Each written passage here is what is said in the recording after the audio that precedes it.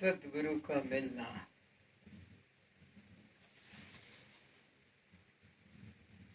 और परमात्मा का मिलना ये दो चीज नहीं है।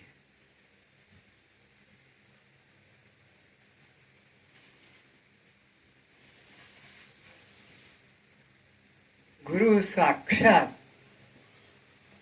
परम ब्रह्म, ऐसा उपनिषदों का उद्घोष है। गुरु मिल गया यानी परमात्मा मिल गया, और अब कुछ पाने को शेष नहीं।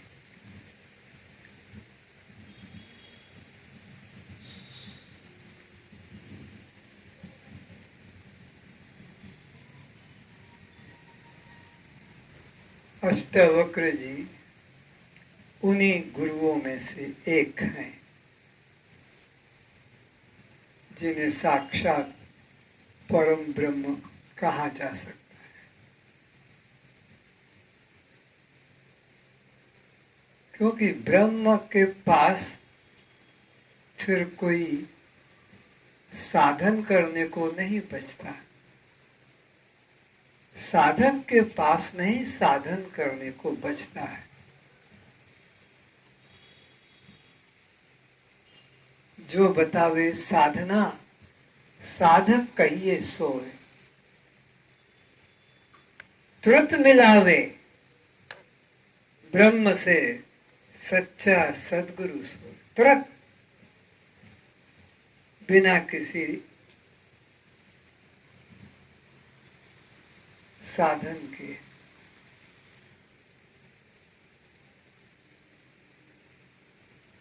ये असत गुरु की पहचान है, ये असली गुरु की पहचान है, जो तुम्हारे में पूर्णता का अनुभव करा दे, कुछ करने को शेष न रहे। अगर कुछ करने को शेष बताता है तो फिर वो सद्गुरु नहीं है, क्योंकि जब एक ब्रह्म के अतिरिक्त अन्य किंचित भी नहीं है, ऐसा वेद का बार बार उद्घोष है। नेह नानास्ति किंचित एकमेव अद्वितीयम् ब्रह्म। तो फिर साधन किसके लिए?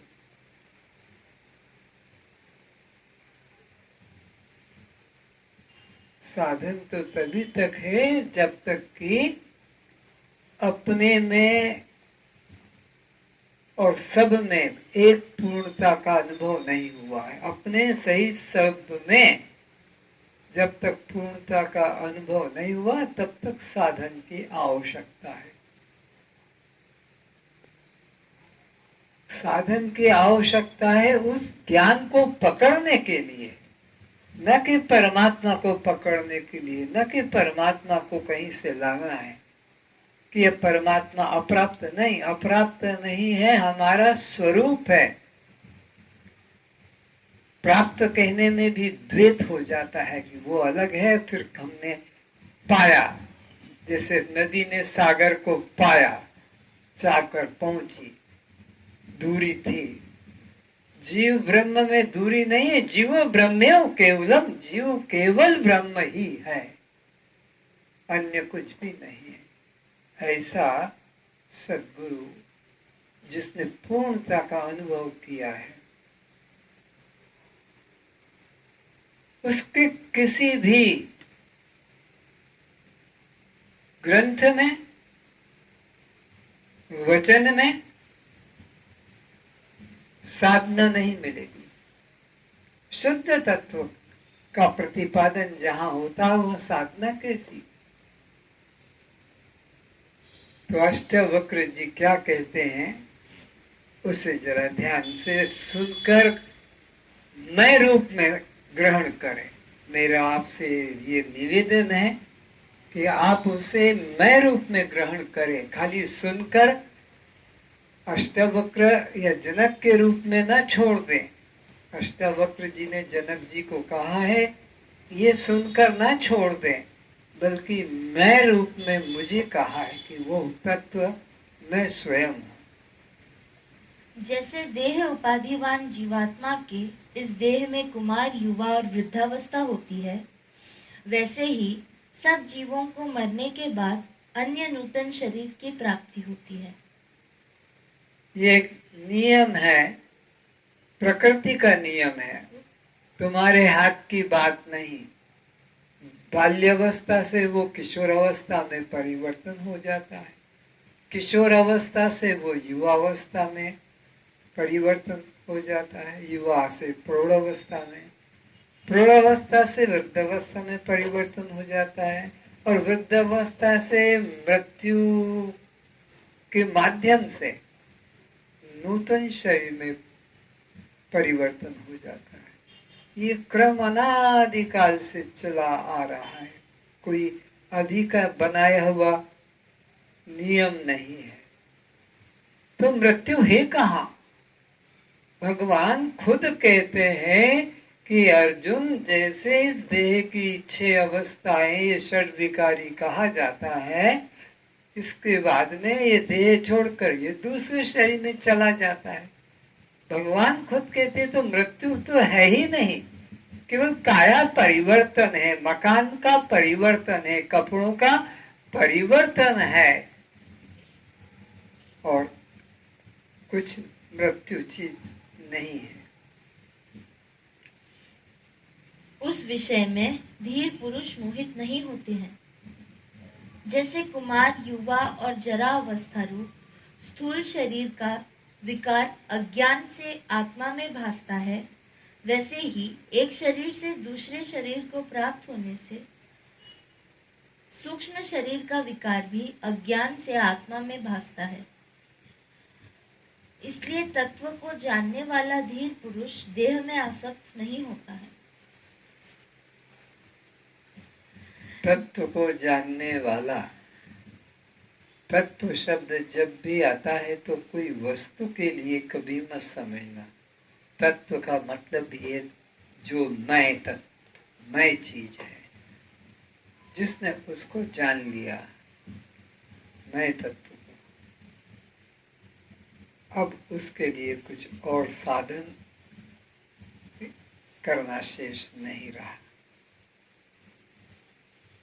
यह आत्मा किसी काल में न जन्मता है और न यह कभी मरता है, न यह आत्मा उत्पन्न होकर फिर सत्तावान अस्थि रूप में होने वाला है, क्योंकि यह आत्मा नित्य, सनातन, अखंड, व्यापक तथा अजन्मा है। निरवयव होने से सदा एक रूप बना रहता है, सबसे पुरातन है फिर भी नूतन बना रहता है। हे अर्जुन, इस अनात्म शरीर का शस्त्र, अग्नि, जल, पवन से नाश होने पर भी यह आत्मा का किसी प्रकार भी नाश नहीं होता है, क्योंकि इस अविनाशी आत्मा का नाश करने में कोई भी समर्थ नहीं है। और वह अविनाशी आत्मा तू अपने को जान, ये भगवान का आदेश है कि वो तू अपने को जान। ये मैं किसी और की बात नहीं कह रहा हूं, ध्यान से सुन, इसको तू अपना स्वरूप जान कि वो अविनाशी अखंड आत्मा तू है, ये कोई अन्य नहीं। बात खत्म हो गई, साधन खत्म, खोज खत्म। मैं खुद वही हूं। जब भगवान कह रहे हैं तो फिर उससे और दूसरा बड़ा कौन है जिसकी बात माने कि तुम अभी परमात्मा को नहीं पा सकोगे, तुम पात्र नहीं हो, तुम अभी यह गृहस्थ आश्रम में हो, जब तुम संन्यास लोगे फिर इसमें ऐसे ऐसे वेश धारण करोगे तब तुमको ज्ञान उपदेश कोई गुरु देगा। ये सब प्रपंच खत्म।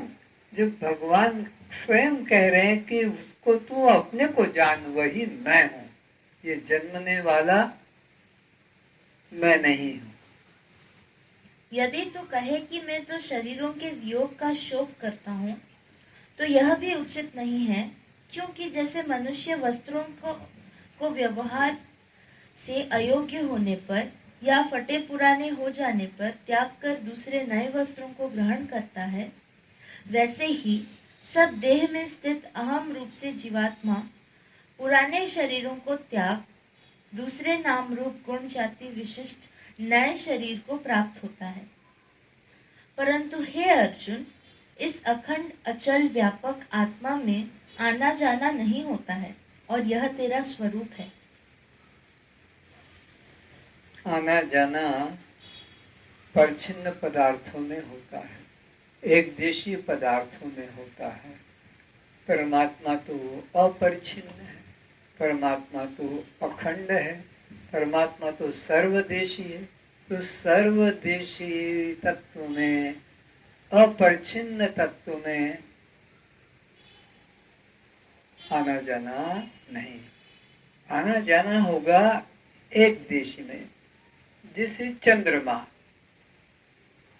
उसके अंदर अमावस्या और फिर पूर्णिमा तक का क्रम और पृथ्वी का एक तरह का वो परिक्रमा करता है किसी ग्रह का, उपग्रह का। ये तो वैज्ञानिक बातें मुझे पता नहीं, आप लोग जानते होंगे, लेकिन परिच्छिन्न में आना जाना है। पृथ्वी परिच्छिन्न है, सूर्य परिच्छिन्न नहीं है।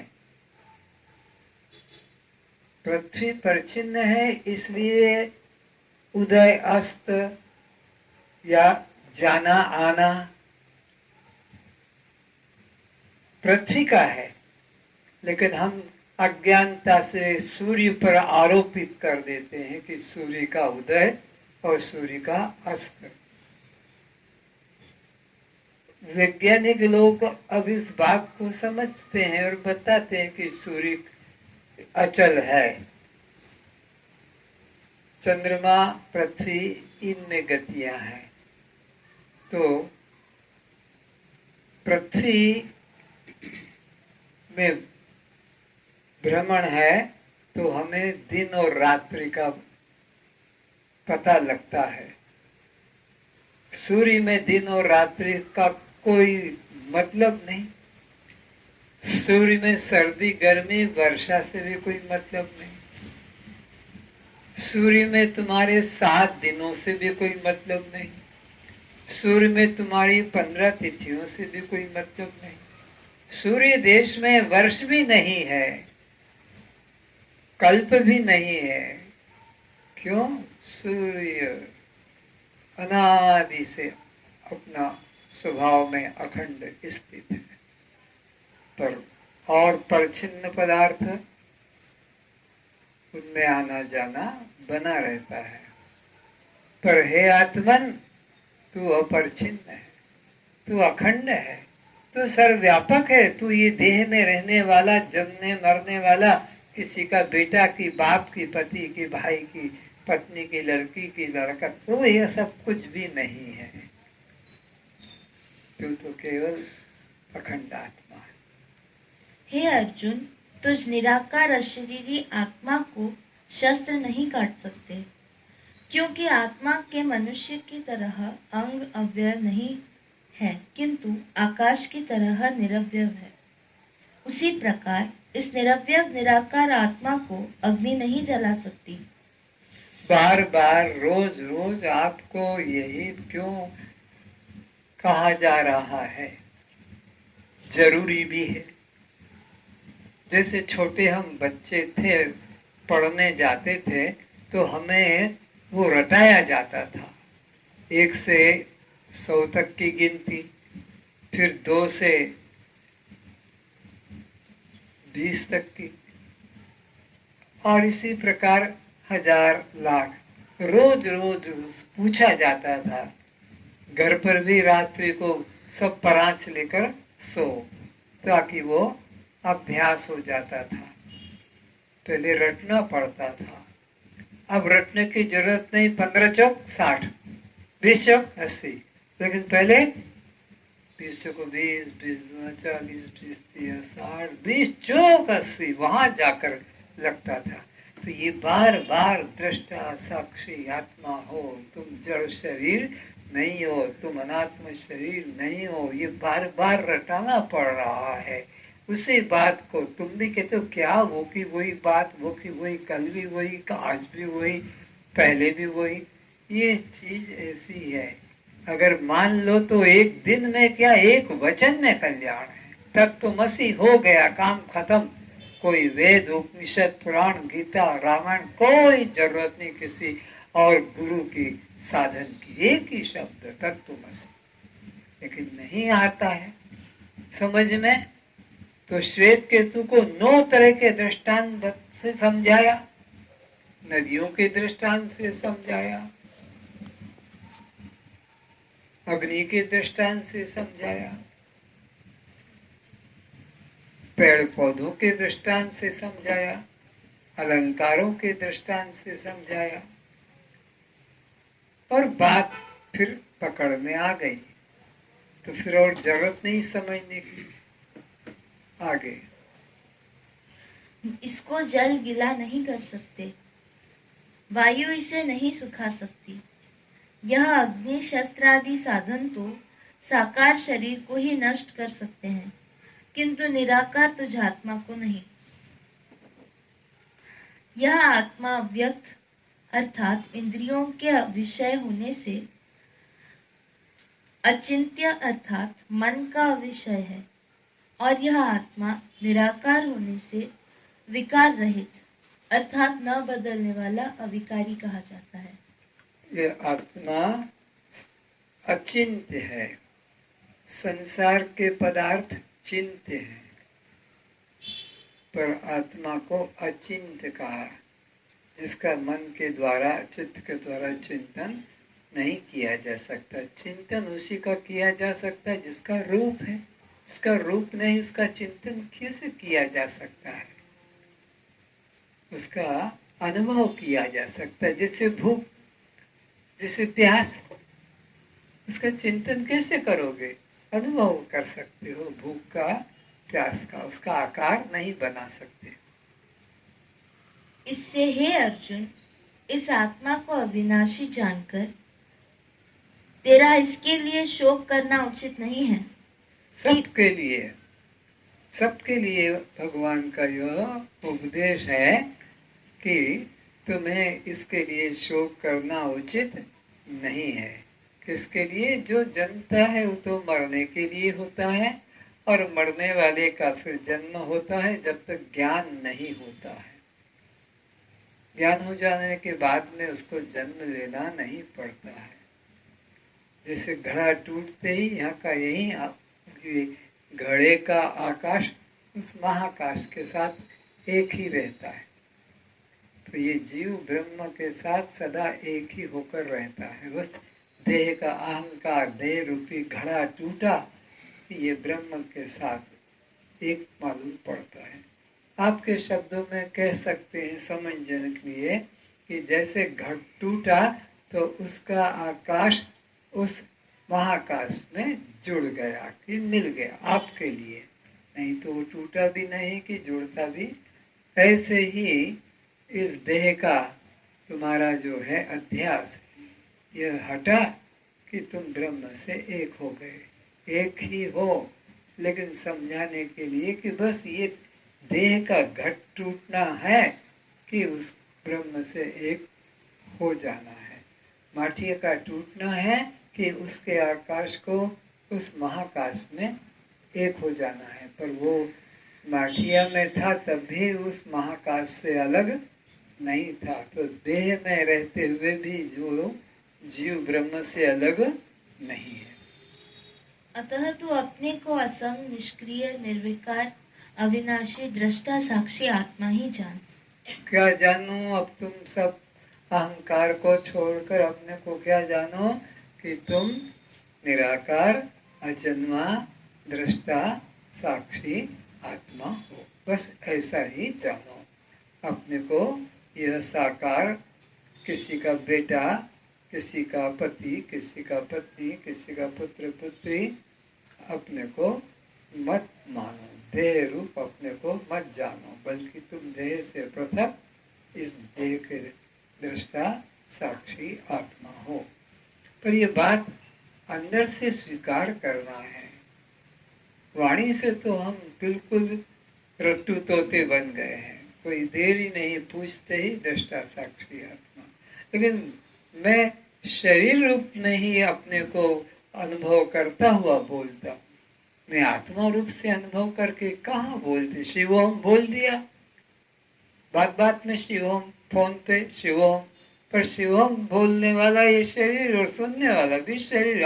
आत्मा का तो पता ही नहीं लगता है, आत्मा का तो संग ही नहीं होता है। इसलिए एक दिन मैंने कहा था कि सत्संग शुरू करो, आज तक सत्संग तुमने किया नहीं है। शब्दों का संग करना सत्संग नहीं, ग्रंथों का संग करना सत्संग नहीं, भजन गा लेना ये सत्संग नहीं। उसके तात्पर्य को हमें अपने में स्वीकार करेंगे तभी हमारा कल्याण होगा। जैसा कि अज्ञानी जन देह उत्पत्ति से मैं जन्मा और देह नाश से मैं मरा ऐसा मानते हैं, तो भी उस दृष्टि से यदि तो इस अविनाशी आत्मा को सदा जन्मने व सदा मरने वाला मानता है, तो हे अर्जुन, इस प्रकार अनिवार्य प्रकृति के नियम में तो शोक करने के योग्य नहीं है। अगर ये बात मान ही लेते हैं कि शरीर का जन्म होता है, तो ऐसे ही आत्मा का जन्म होता है। शरीर की मृत्यु होती है, ऐसे आत्मा की भी मृत्यु होती है, सब मान भी लें तेरी, तो फिर जन्मने वाले का मौत और मौत मरने वाले का फिर जन्म होगा ही। फिर उस संबंध में हमें शोक करना उचित नहीं, क्योंकि मरने वाला पुनः जन्म को प्राप्त होने ही वाला है। इसलिए भी तुम मृतक के लिए शोक करने के योग्य नहीं है, क्योंकि ऐसे होने से संचित कर्म का फल भोग हेतु जन्मने वाले का निश्चित मृत्यु होगा और मरने वाले का पुनः जन्म अनादि संचित कर्म राशि में से भोगने हेतु होगा ही होगा। इस प्रकार यह सृष्टि का अनादि नित्य क्रम होना सिद्ध हुआ। इससे भी प्रकृति के अनिवार्य नियम में तो इस बिना उपाय वाले विषय में शोक करने के योग्य नहीं है।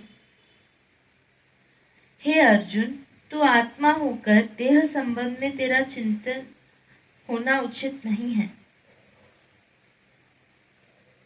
हे भारत, सभी प्राणी जन्म से पहले अप्रकट थे और मरने के बाद पुनः अप्रकट हो जाएंगे, केवल बीच में ही प्रकट दिखते हैं।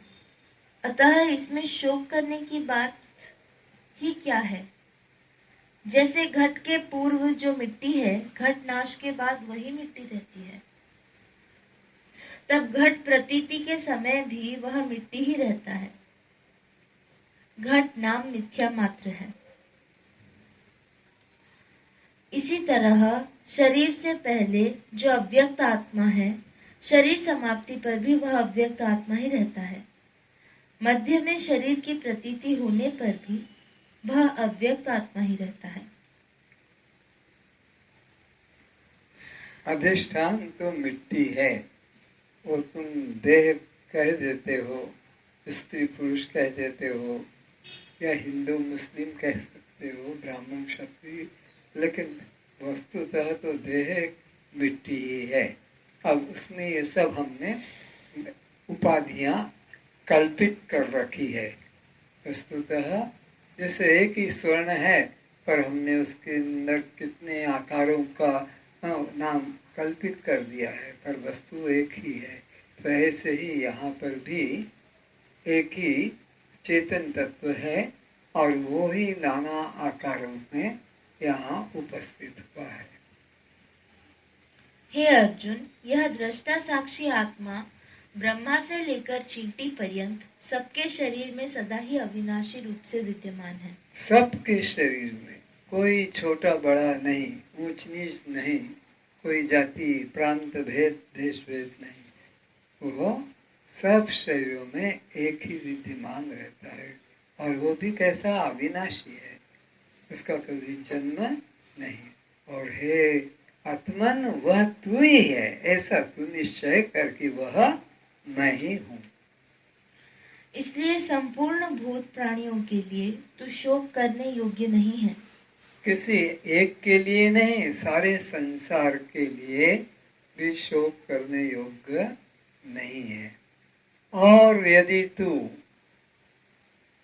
संसार को स्वीकार करता है तो उनका जो होगा वो तेरा भी होगा। तू अपने को उनसे अलग मत जान। सारा संसार जब अलग तू मानता है, पर इतना अपना परिवार को मैं करके जानता है, जब उस सारे संसार की तुझे चिंता नहीं है, आग लगे, पृथ्वी में भूकंप आ जाए, कुछ अतिशय वर्षा हो जाए, तेरे को उसकी चिंता नहीं, सारा संसार इतना बड़ा, किसी का दुख नहीं, फिर तो ये 5-4 लोगों के पीछे क्यों मर रहा है? जैसा उन सब का होगा उसी ढेर में, उसी कचरा पेटी में, डस्टबिन में इसको भी डाल दे। लेकिन तो उन सबको तो अलग कर लेता है, पर इतने से को अपने से अलग नहीं कर पाता है। यह तेरा अज्ञान, यही तेरे दुख और बंधन का कारण है।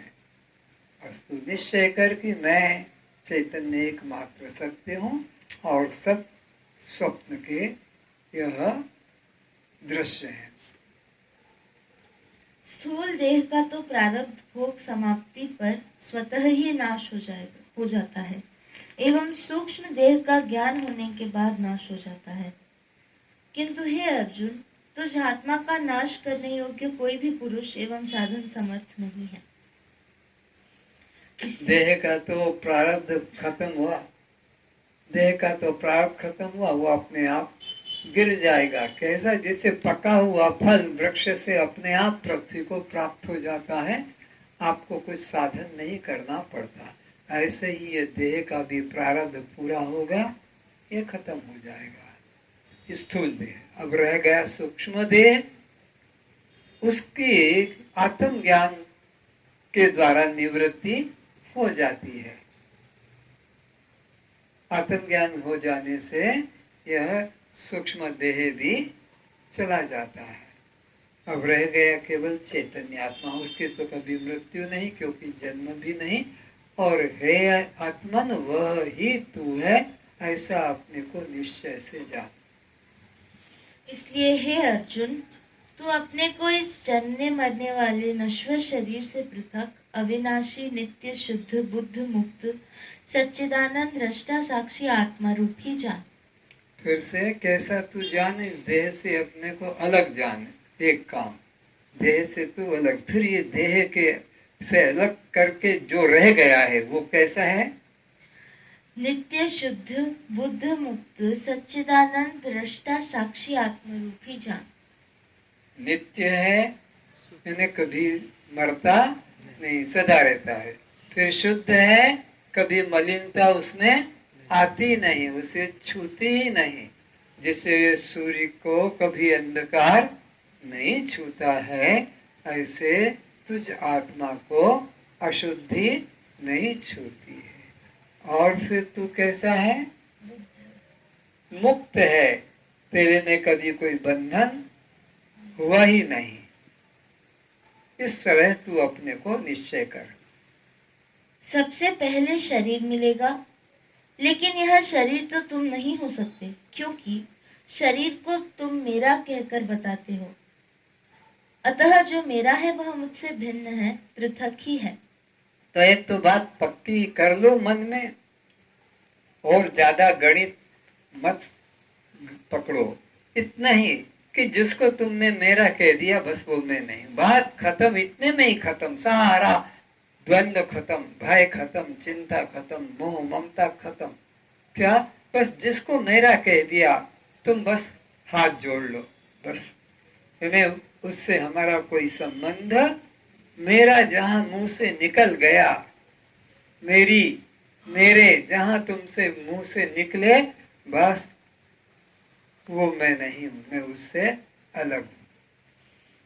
मकान मेरा, कुत्ता मेरा, जूता मेरा, पैंट मेरा, यह सब जैसे तुमसे भिन्न है और तुम इनसे भिन्न हो और मेरा कहकर बताते हो, इसी तरह मेरा हाथ, मेरी टांग, यह मेरा कान, अतः जो यह रूप में है वह आप कैसे हो सकोगे? फिर बीमारी या दुर्घटना के समय ये अंग कट जाते हैं, तब भी आप विद्यमान रहते हैं। यदि यह भिन्न भिन्न अंग आपका परिचय होता तो इन अंगों के कटने से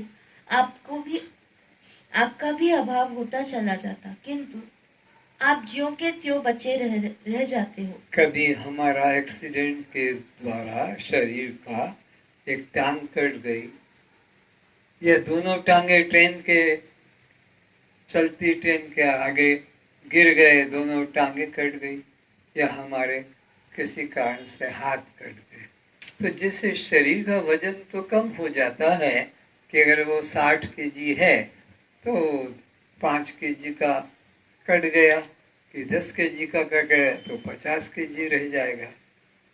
लेकिन मैं तत्व जो है उसमें तो कुछ कमी, वो तो जो का त्यों, बचपन में भी शरीर का वजन कम था, आकार छोटा था, बुद्धि कम थी, लेकिन मैं वैसा का वैसा ही बढ़ता बढ़ता बुढ़ापे तक चला आता हूँ। मेरे में कोई परिवर्तन नहीं होता है आत्मा में। अगर एक एक अंग के घटने से मैं घटता जाता तो पूरा का पूरा ही खत्म हो जाता, लेकिन शरीर अंग अंग कटते कटते खत्म हो जाते हैं, पर मैं उसमें कभी कम नहीं होता हूँ, मैं ज्यों का त्यों एक रस रहता हूँ। गवाह के रूप में और कहते हैं, पहले मेरा हाथ था तो काम हो जाता था, अब मेरा हाथ कट गया। इस तरह आप इन अंगों के भाव भाव के दृष्टा हैं। यह भी कहते हैं, मैं बाल बाल बच गया। अब ये बाल बाल क्या बच गया? एक्सीडेंट भयंकर हुआ, कार पलट गई, ट्रक से टकरा गई कि ट्रेन से टकरा गई, गेट बंद हुआ नहीं और उधर ट्रेन आ गई, इधर से तुम्हारी स्पीड से गाड़ी खच से चूर चूर हो गई और उछल कर तुम एक तरफ धक्के से गिरे और कहते हो मैं बाल बाल बच गया। क्या बच गया? दोनों टांगे कट गई, हाथ कट गया, सर फूट गया, तो ये क्या चीज है जो बाल बाल बच गया? यही वो तत्व है निर्गुण निराकार आत्मा। आप कहते हो पर आपको कोई बताने वाला, समझाने वाला नहीं मिलता, इसलिए बस बोल कर रह दिया कि मैं तो बाल बाल बच गया, प्रभु ने मुझे बचा लिया कि मेरे तो बाल बाल बच गया। तो तुम देह से अलग हो ये अपने आप क्लियर हो गया, क्योंकि टांग कट गई, हाथ कट गया, सर फूट गया, जो भी हुआ, और फिर भी तुमने अपने को कहा मैं बाल बाल बच गया। तो इससे सिद्ध हो गया कि तुम शरीर नहीं हो, शरीर से पृथक हो। इस कथन से भी स्पष्ट हो जाता है कि अंगों के विकृत होने पर भी आप निर्विकार बने रहते हैं, क्योंकि आप निरवयव अशरीरी हैं। तुम्हारे होने का भाव पूरा का पूरा ही बना रहता है।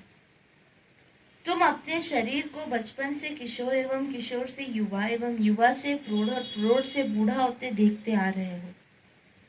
तो 5 साल की उम्र से आज 70 वर्ष के समय के बीच में कितने परिवर्तन हुए, परंतु तुम्हारे जानने में, तुम्हारे होने में कुछ मोटाई, लंबाई, वजन का भेद तो पड़ा ही नहीं। शरीर में, इंद्रियों में, उनकी कार्य क्षमता में अंतर पड़ा, किंतु तुम्हारे होने का भाव वैसा का वैसा ही है। तुम्हारा होने का भाव या जानने का स्वभाव वैसा का वैसे ही रहा। इंद्रियों की शक्ति कम होती गई, उनका काम कम होता चला गया। आँख का काम, कान का काम, मुख का काम, अंदर के अंतस्थलियों का काम, सब वो कम होता चला जा रहा है, लेकिन तुम्हारे जानने में कोई अंतर नहीं पड़ रहा है कि जानना भी कम हो गया, देखना कम हो गया, सुनना कम हो गया, चबाना कम हो गया, खाना कम हो गया, हजम होना कम हो गया, लेकिन तुम्हारा जानने वाला वो यंत्र, कहो कि स्वभाव, उसमें कोई अंतर नहीं पड़ा। वो जो कहते हो जानता आ रहा, बचपन 5 साल से लेकर 80-90 साल के हो गए, पर तुम जानने वाली जो कहते हो। शरीर में